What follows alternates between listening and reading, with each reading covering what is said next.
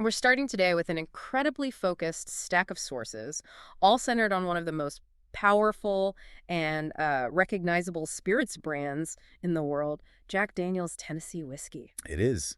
And this isn't just a casual look at a bottle on a shelf. No, not at all. The documents you've provided, they reveal this dense, often contradictory history that's all wrapped up in American legislative battles, some unique distillation chemistry, and a really enduring cultural mystique. And that tension is exactly what makes looking at this material so compelling.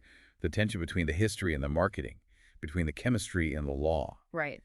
Our mission here is really to trace how this one product managed to solidify its identity, an identity that's, inherently linked to a unique place and a specific manufacturing process. And it had to do that while navigating these complex legal definitions, massive political shifts like Prohibition, and just the demands of a global scale. Exactly. So we need to pull out the crucial insights, really focusing on the surprising historical revelations and what truly gives this whiskey its distinctive edge. So let's start with the sheer scale we're talking about.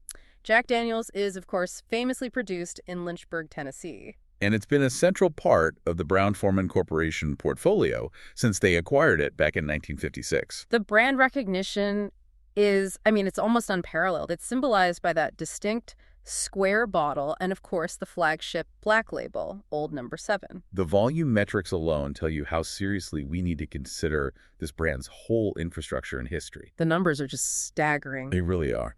In 2017 alone, just the core black label product sold 12.9 million 9-liter cases. And you have to put that in perspective. That single product line, it accounts for this enormous percentage of the entire global whiskey market. And then when you start factoring in the entire extended family of products. The liqueurs and everything else. Tennessee Honey, Tennessee Fire.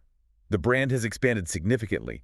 That total adjusted output for the year surpassed 16.1 million cases. So this is a global manufacturing giant, which I think underscores why every single detail, from the source of the water to these little legislative exceptions, carries such incredibly high stakes. Indeed. It's really a microcosm of American manufacturing history. And that history gets complicated right away when we look at the founder himself, Jasper Newton, Jack Daniel.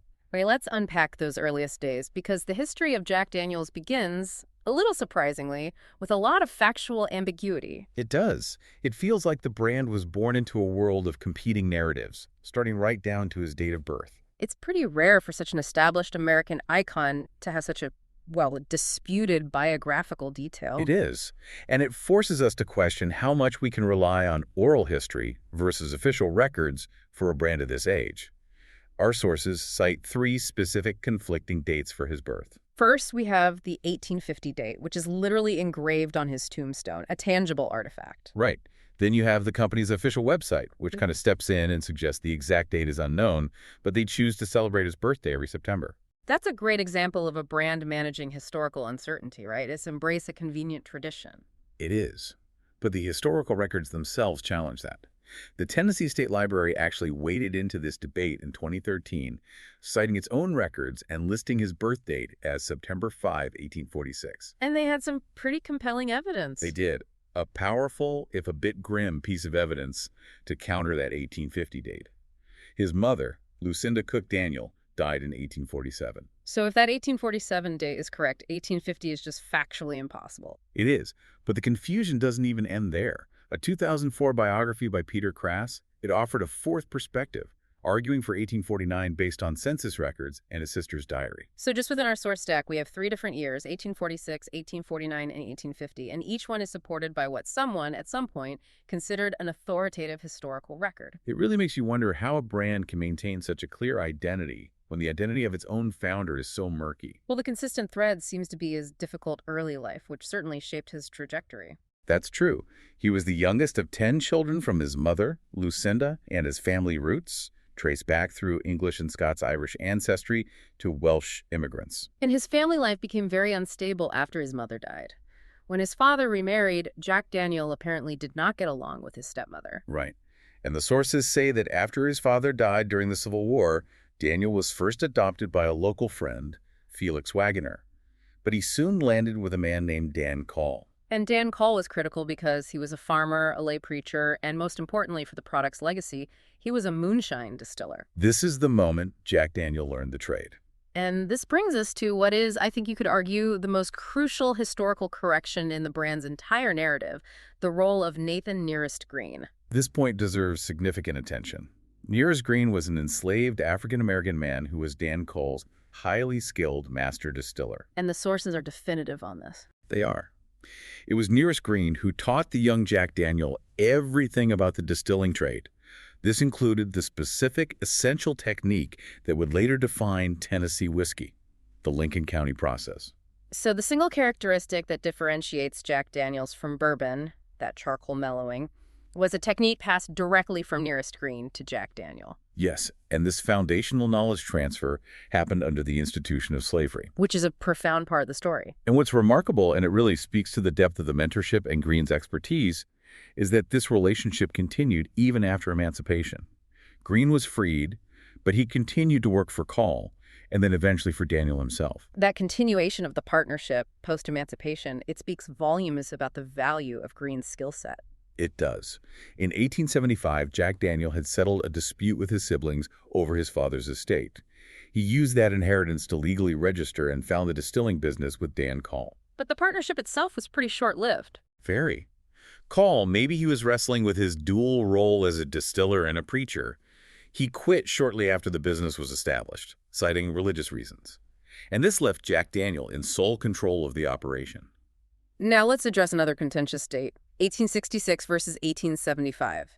Because the bottle, which millions of people see, states, "Issit in Reg" in 1866, that's the brand's narrative. It's the powerful marketing narrative.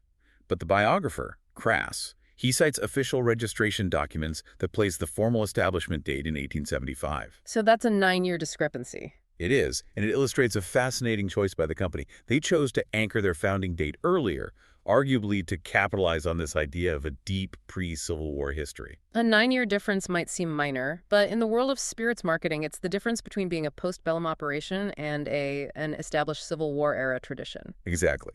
By the 1880s, Daniel was successful enough to purchase the land where the distillery sits today, and by 1897, he made another move that defined the brand's visual identity, the signature square bottle. And that aesthetic choice was very deliberate.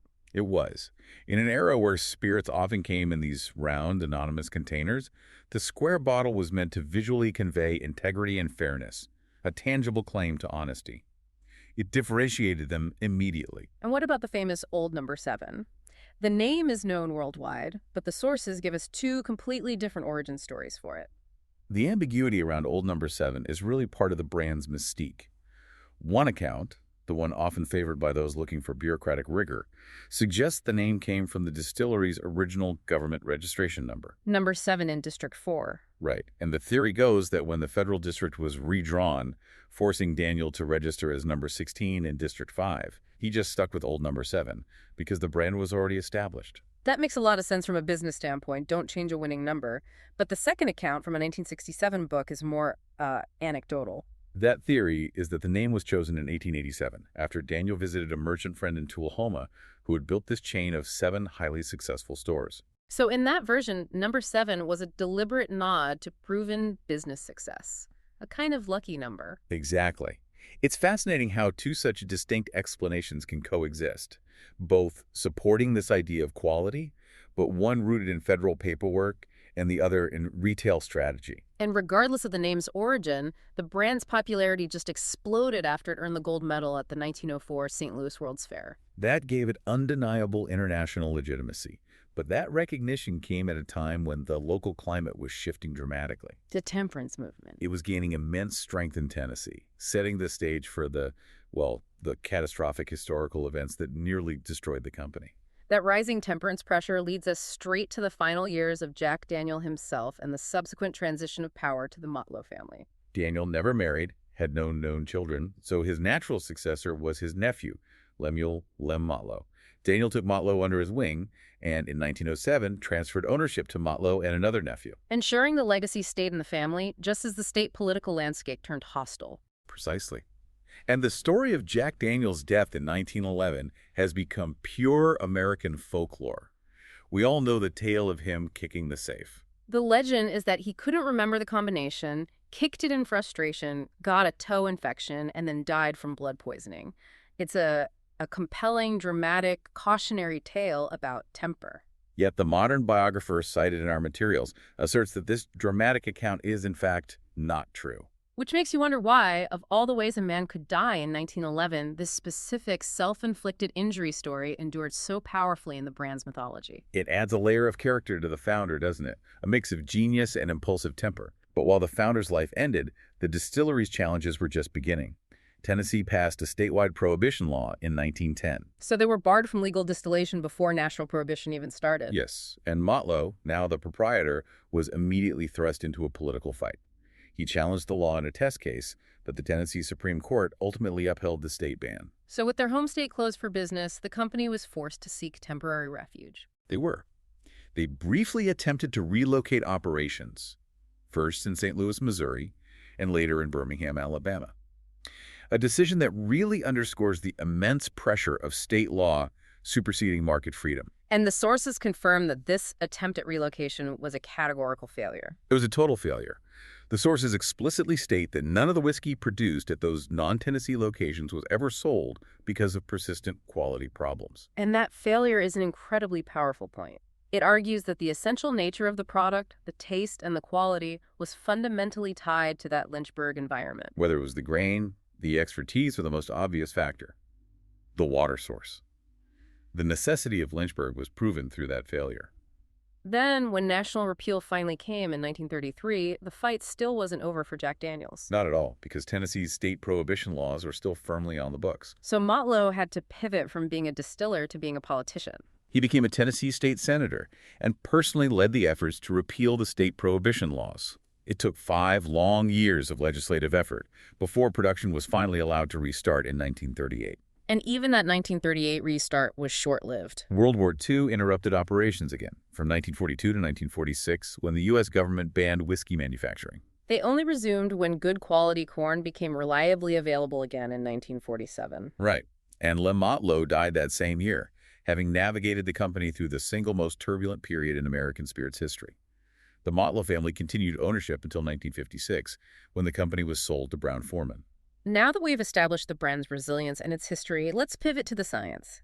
The unique production process that defines Tennessee whiskey and legally differentiates it. This is where we get into the chemistry.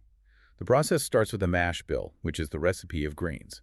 Jack Daniels uses 80% corn, 12% rye, and 8% malted barley. The product is also labeled as a sour mash whiskey. For the listener who's curious about the technical side, what does that term actually mean? And is it unique to Jack Daniels? Well, the term sour mash relates to consistency in fermentation. It means that when a new batch of mash is prepared, some of the wet solids from a previously used fermented batch, the acidic residue, is mixed in. So it's like a sourdough starter. Exactly like that. It lowers the pH and ensures a consistent and rapid fermentation process, batch after batch. But the sources are clear that sour mash, while it's important for quality, is not the defining factor here. Not at all. Our sources note that this is a common practice across the industry. In fact, as of 2005, all straight bourbon is produced using the sour mash process. So the true distinction, the one that defines Tennessee whiskey, is a step that comes after distillation but before aging. The Lincoln County process, or as they call it, mellowing. This is the chemical linchpin of the entire brand identity. So how exactly does this mellowing process work? After distillation, the spirit, which is essentially clear alcohol at this point, is slowly filtered. Yeah. It trickles through these massive, tightly packed, 10-foot stacks of sugar maple charcoal. A very time-intensive process. Very. And the scientific purpose of that charcoal is to act as a natural purifier.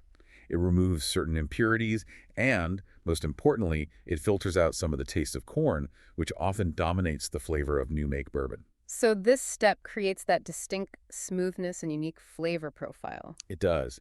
And a fascinating technical detail specific to Jack Daniels is that they actually grind their charcoal before using it for filtering, which ensures a greater surface area and maximizes the contact time between the spirit and the maple. And once that lengthy filtering is complete, the aging begins. The spirit is transferred to new, handcrafted oak barrels. Right, and that's where it gets its color and the majority of its complex flavor.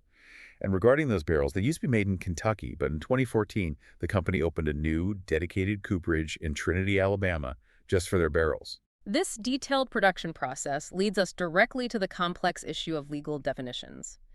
Because despite the brand's insistence on being unique, federal and international law sometimes require it to be called something else. It's a deep legal paradox. Mm. Jack Daniel's fiercely maintains that the Lincoln County process makes its product distinct from bourbon. Yes. Yet under international trade agreements like NAFTA and also Canadian law, Tennessee whiskey is actually required to be legally considered a straight bourbon whiskey. So on the international stage, that charcoal mellowing step is functionally ignored in the legal classification. They're just put in the bourbon category. That's the tension. But internally, Tennessee has fought to make that process legally distinct at the state level. In 2013, Governor Bill Haslam signed House Bill 1084. It was a landmark piece of legislation. And what did that state law mandate? It mandated three critical things. One, the product must be produced in Tennessee. Two, it must meet all the existing legal requirements of bourbon, so 51% corn, new charred oak barrels, all of that. And the third thing? And this is the unique part. It won't be filtered using the Lincoln County process prior to aging. So Tennessee state law essentially codified the proprietary Jack Daniel's manufacturing method as the official definition for the entire state's whiskey. That's the interpretation, yes. It protected Jack Daniel's massive market position by creating a regulatory barrier for any new competitor wanting to use the Tennessee whiskey label. But they had to craft one very specific exception. They did for a smaller competitor, Benjamin Pritchard's distillery, which was exempted from the charcoal mellowing requirement entirely. It really suggests the political maneuvering that was required to get that legislation passed. And that 2013 law immediately led to a major legislative pushback the next year, in 2014, centered on the barrel requirement. Yes, new legislation was introduced to modify that law, specifically to allow the reuse of oak barrels in the aging process. This would have significantly reduced costs for smaller producers. And Jack Daniel's master distiller at the time, Jeff Arnett, was vehemently opposed to this. What was the company's detailed argument against it? Arnett positioned it as a fight for quality and authenticity. He argued that using new charred oak barrels is essential for imparting color and flavor naturally. His argument was that if they were allowed to reuse barrels, like Scotch does, He asserted that Tennessee whiskey would become inferior, that it would likely require adding artificial colorings or flavorings later to achieve the expected profile. The core argument was, new oak barrels are non-negotiable for the standard. that complex legal battle over quality standards, it provides some necessary context for discussing another significant controversy, the unannounced proof reduction of the flagship product. This is a classic business strategy case study. Historically, the famous Old No. 7 Black Label was a 90-proof whiskey, so 45% alcohol by volume. The lower-end green label was always 80 proof. And the sources outline this phased dilution process. The reduction began in 1987, when Black Label was first reduced from 90 proof down to 86. The final, more substantial reduction happened in 2002, when all the generally available products were dropped to 80 proof or 40% ABV. And the company did this without any public announcement. No publicity, no change to the packaging. That's a bold move. It was done with calculated silence. The company's rationale was that they believed consumers preferred lower-proof products and, crucially, the change significantly reduced both production costs and federal excise taxes. But silence doesn't always work, does it? A devoted segment of the drinking population noticed. And they were not happy. That's where the backlash came from. Modern Drunkard magazine became a vocal critic, organizing a petition drive that got over 13,000 signatures demanding a return to the 90-proof standard. So there was this loud, passionate resistance from the dedicated base. How did the brand, commercially weather that storm? Despite the petition, the company stood firm on 80 proof. And interestingly, a 2005 report by Advertising Age concluded that virtually no one noticed the change among the vast majority of the public. And sales? Sales actually increased following the dilution. It really proves the immense power of brand identity. The iconic square bottle and Black Label mystique were strong enough to withstand a pretty significant reduction in the product specification. Okay, moving to the opposite end of external pressures. The sources provided one critical data point on how the brand can be vulnerable to global political friction. This brings us to the unexpected consequences of geopolitical maneuvering. The source material notes that during the trade war that was initiated in 2025, Jack Daniel's sales saw a steep decline. Particularly in key export markets. And the specific number cited for the Canadian market is quite jarring. It is. Export to Canada fell by a massive 62% in the second quarter of 2025 compared to the previous year. 62%. That single data point illustrates how vulnerable even massive, culturally embedded American brands are when they become targets in international tariff disputes. A single political decision can wipe out more than half of a quarter's sales in a key region. That is just staggering. Let's transition now into the current product portfolio, because while Old Number 7 is the workhorse, the brand offers a pretty sophisticated lineup. The lineup is strategically segmented. You start with the 80 proof black label. Then moving up, you find Gentleman Jack. And that's distinguished by being charcoal filtered twice. Yes, once before aging and then again after. It maintains the 80 proof. Then they cater to the connoisseur market with their higher proof offering. Exactly. The single barrel selection is bottled at a higher 94 proof.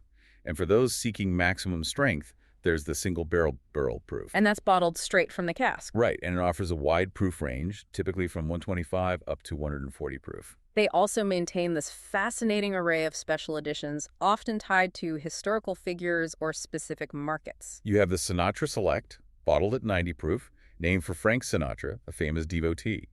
You also see specialized market segmentation like the bottled in bond offering. Which is 100 proof and available exclusively on U.S. military bases. Right, adhering to strict legal standards.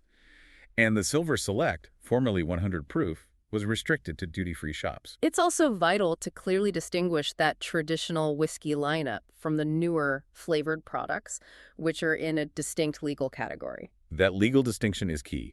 Products like Tennessee Honey, Tennessee Fire, Tennessee Apple, and Tennessee Blackberry, they're legally classified as liqueurs because they are blended with less than 20% actual whiskey. Which gives them more flexibility in composition and flavoring. It does.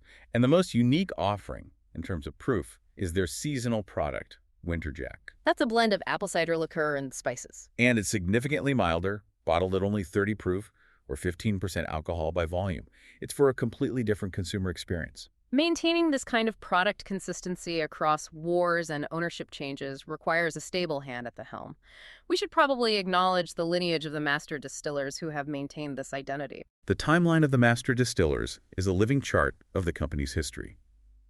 It begins, rightly, with Nathan Nearest Green from 1875 to 1881.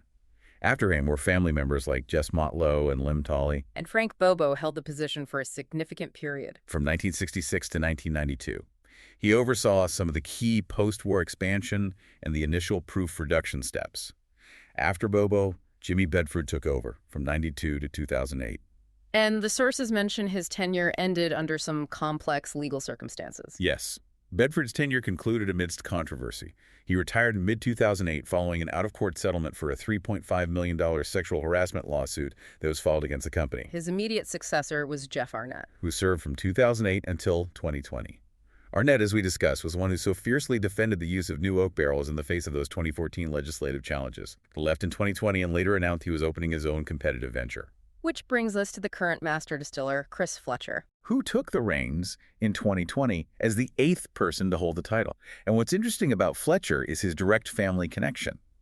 He is the grandson of former master distiller Frank Bobo. So it brings the lineage full circle, which strongly reinforces the brand's tradition-focused marketing. It does.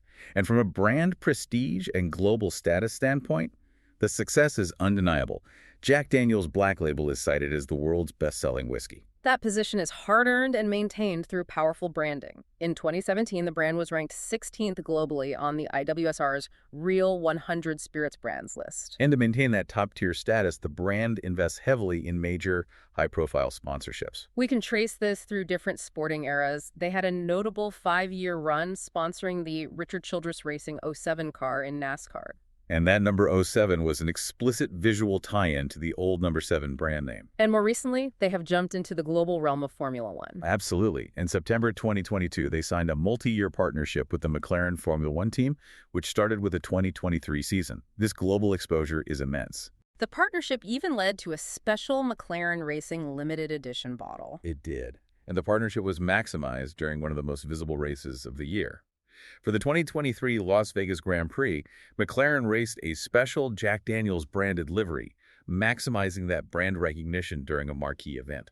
Let's shift our focus now back to the physical home of the distillery in Lynchburg, because that location is just so fundamental to the product. The distillery is situated in Stillhouse Hollow. The crucial natural resource is the spring water, which flows from a cave at the base of a massive limestone cliff. We talked briefly about the importance of the water, but let's elaborate on the chemistry. Why does that limestone filtration matter so much for whiskey? The limestone is nature's perfect filtering system for this.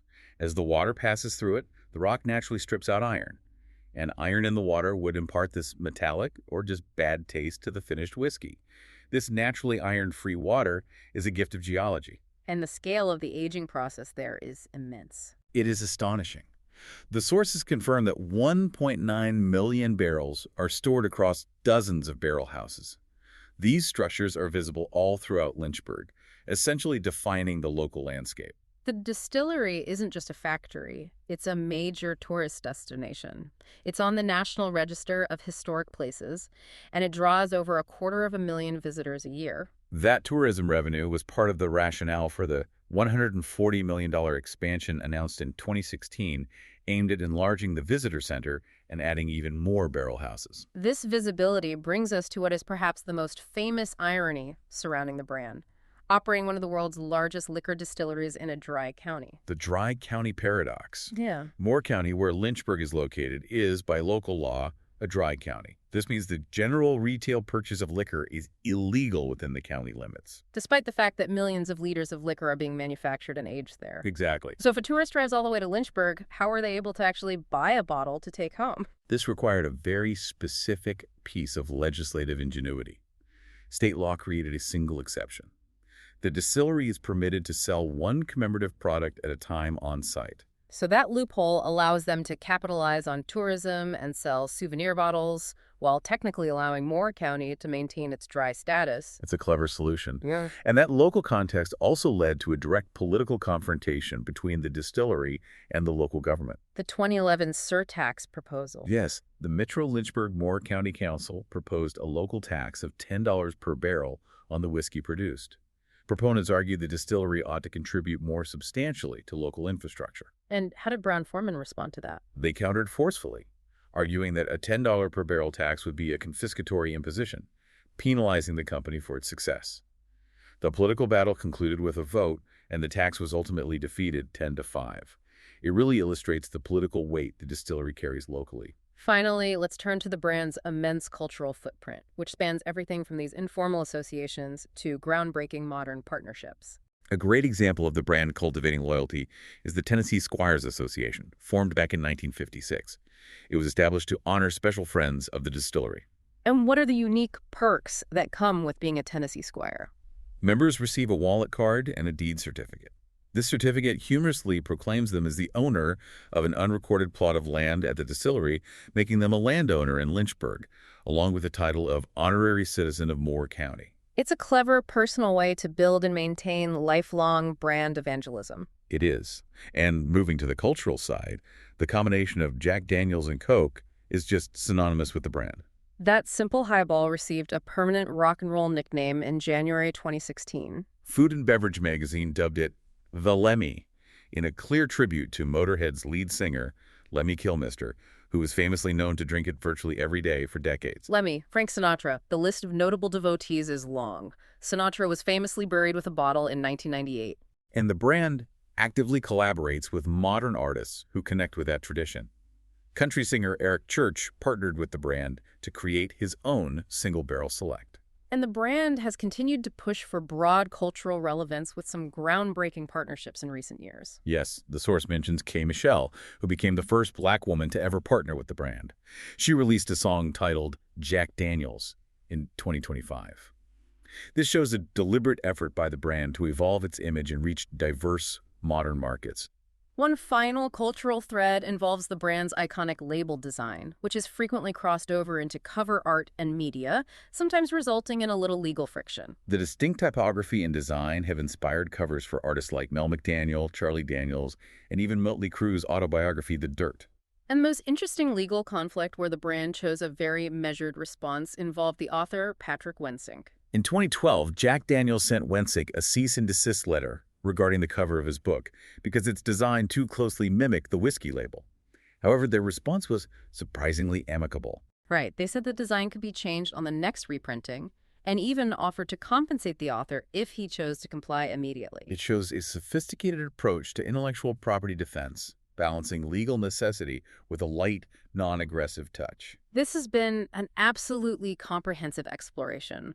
We have moved from analyzing the contradictory birth dates of the founder all the way to tracing the complex legislative journey that defined the product, understanding the chemistry of the Lincoln County process, and finally, examining the profound irony of a global liquor brand operating in a dry county. What becomes clear when you synthesize all this history is that the longevity of Jack Daniel's is defined by maintaining one singular essential process, the charcoal mellowing, even as the company navigated these massive, often contradictory historical shifts. It really is the one constant. It endured the moral complexities of its founding, the total disruption of Prohibition, changing consumer tastes that led to the proof reduction, and even complex international trade disputes.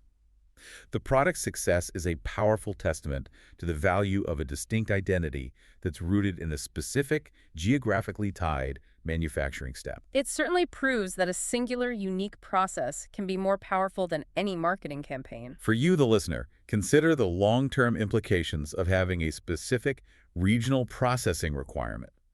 The Lincoln County process, legally codified into Tennessee state law in 2013. What does that action really mean? What does that highly specific legislative action truly mean for maintaining tradition, for protecting a distinct geographical identity, and perhaps most critically, for fostering competition in the global spirits market?